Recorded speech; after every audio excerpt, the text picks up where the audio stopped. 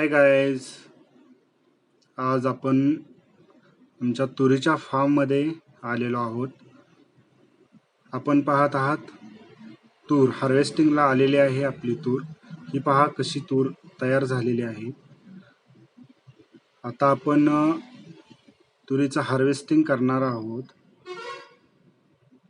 हे शेंगा आहेत, तुरीच्या शेंगा आहेत. हे मी काही शेंगा सोलून हातावरती घेतलेल्या आहेत. हे पाहता तुम्ही, आपल्या तुरीला लागलेल्या शेंगा आहेत. या अशा प्रकारे तूर असते.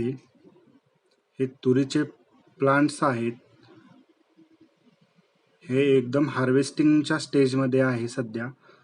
ते आपण काढणार आहोत.